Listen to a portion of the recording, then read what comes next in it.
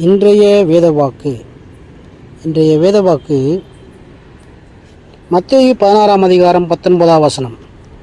பூலோகத்திலே நீ கட்டுகிறது எதுவோ அது பரலோகத்திலும் கட்டப்பட்டிருக்கும், பூலோகத்திலே நீ கட்டவிழ்ப்பது எதுவோ அது பரலோகத்திலும் கட்டவிழ்க்கப்பட்டிருக்கும் என்றார்.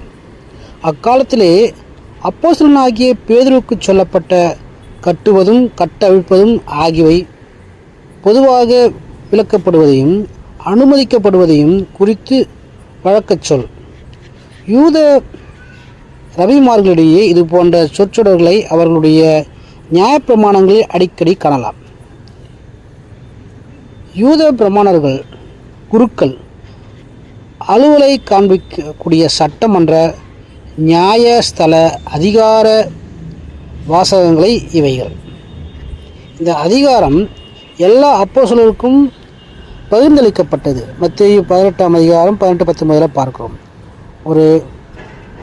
அவர்கள் எல்லாம் ஒருமனப்பட்டு செய்ய வேண்டிய பணிகளாக சொல்லப்பட்டன. நமது விசுவாசத்தால் இதை சொல்லர்த்தமாக அப்படியே எடுத்துக்கொள்கிறோம். அப்போஸ்தலர்களே தெய்வீக சித்தத்தை பிரதிபலிப்பவர்கள் என்றும், பின்வரும் ஊழியர்களுக்கு இத்தகைய பணி கொடுக்கப்பட்டதாக சாட்சி இல்லை எனவும் எண்ணிக்கொள்கிறோம். அப்போஸ்தலர்கள் மட்டுமே தேவனால் நேரடியாக பார்வையில் இப்படிப்பட்ட நிச்சயத்தை பெற்றிருந்தார்கள்.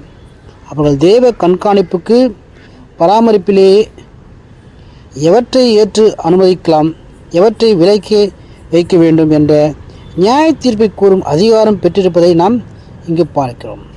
ஆமேன்.